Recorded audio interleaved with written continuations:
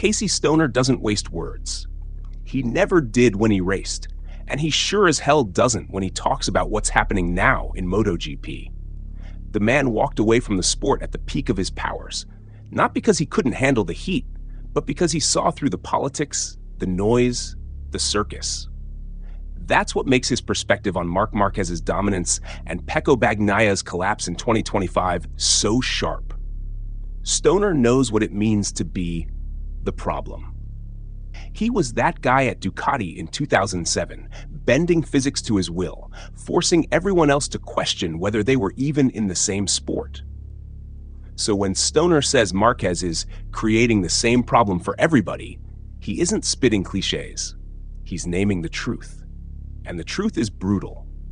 Marc Marquez is no longer the injured ghost dragging a Honda corpse around. He's not the man trying to prove he can still ride after his arm was shattered into pieces. That chapter ended the moment he swung his leg over the Ducati GP24. What Stoner sees is a monster reborn, a rider who already lived as the untouchable benchmark, now armed with the one bike that can match the venom running through his veins. 9 wins in 13 races, 12 consecutive victories if you count sprints, a 142-point lead over his closest rival, his own brother Alex Marquez. The rest of the field? Spectators. This is not racing anymore. This is organized destruction. And here's where Stoner's words cut deepest. He doesn't just highlight the speed, he highlights the suffocation.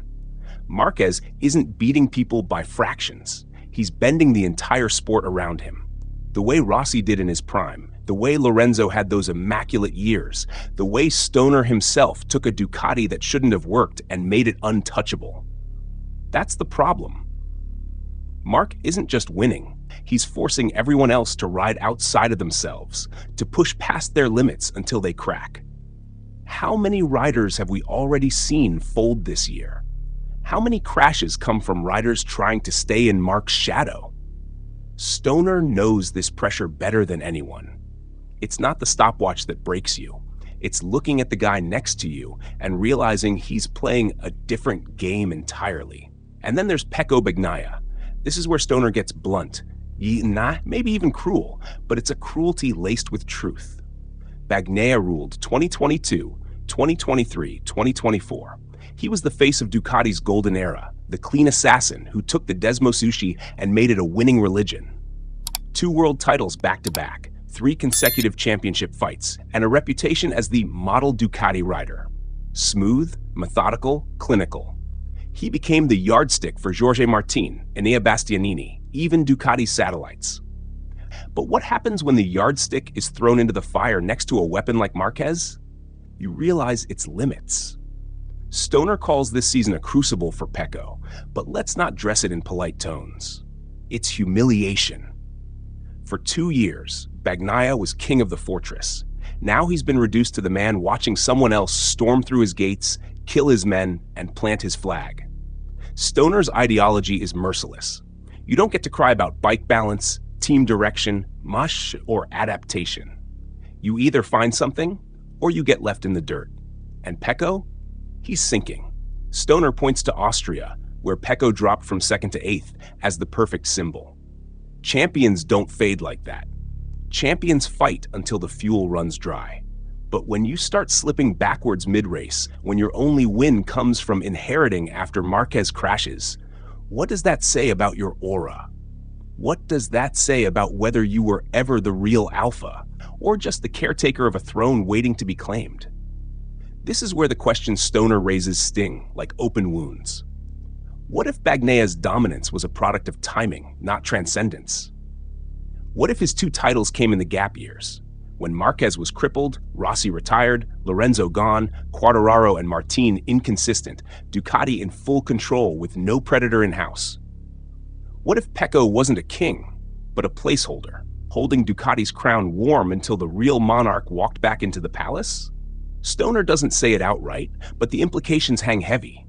Dominance only counts if you survive when the sharks return.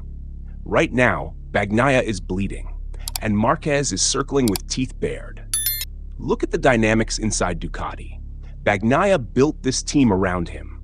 He was the reference point for development, the guy whose feedback defined the Desmosedici's path. Stoner knows this well. He was the rider Ducati listened to in 2007, the one shaping the bike with his own brutal style. But now, Marquez's fingerprints are all over the evolution. His violent corner entries, his front tire abuse, his alien ability to ride the limit without folding. Suddenly, that's what Ducati's machine is tuned to. And Bagnaia, the smooth sculptor, is being asked to fight with a sword designed for a brawler. Stoner shakes his head because he's seen this before. When a rider bends a bike to their will, the teammate either adapts or drowns. There's no middle ground. The cruel irony? Stoner doesn't hate this for Bagnaia. In fact, he sees it as an opportunity. You learn always in your worst moments, he says, and he means it. Bagnaia has the best front row seat in history. He can study Marquez's data, his setup choices, his sprint strategies, his mental toughness. He can rip apart the blueprints of a rider who has rewritten the sport twice already. But here's the catch. It requires humility. It requires Bagnaia admitting that he isn't the finished product, that he has holes in his armor, that his smooth style is not enough. And that's the hardest pill for a double world champion to swallow. How do you admit the man who came into your house is not just faster, but smarter, sharper, more relentless? Stoner's ideology is forged in that fire. He knows the pain of chasing a ghost. He chased Rossi. He fought Lorenzo. He lived through Marquez's rise before retiring. He knows that talent isn't enough. Mentality makes the killer. That's what he sees in Marquez now. A mentality sharpened by injury, humiliation, years of doubt. Marc came out of that darkness carrying weapons no one else has. He's not just racing to win. He's racing with the knowledge that the sport nearly left him for dead, and he clawed his way back. That hunger doesn't fade, it multiplies. And when you add Ducati's horsepower to that equation, you don't get competition. You get annihilation. So where does this leave Pecco Bagnaia? Stoner doesn't sugarcoat it. Bagnaia has two choices. Use this season as his crucible, or let it bury him. Learn from the suffering, or become another casualty in Marquez's path of ruin. Because Marc isn't slowing down. He isn't giving ground. He isn't here to share Ducati's empire. He's here to own it outright. And the scary thing? Stoner knows exactly how that feels. Because once upon a time, he was that rider. He was the benchmark others cursed, the ghost they couldn't chase, the problem nobody could solve. Now he's watching Marquez do the same thing, but with an even sharper blade. The real question Stoner leaves hanging is the one no Bagnaia fan wants to face. What if Pecco was never the king we thought he was? What if the measure of his greatness isn't his two titles, but how he reacts to being destroyed by a man greater still? That's the dark truth of MotoGP. Legacies aren't built in easy years. They're built in the fire of impossible opposition. Marquez is the fire. Bagnaia is standing in it. And right now, he's burning. Once the lights go off, there is no coming back. Every cell in Marc's blood knows it. He takes it all now.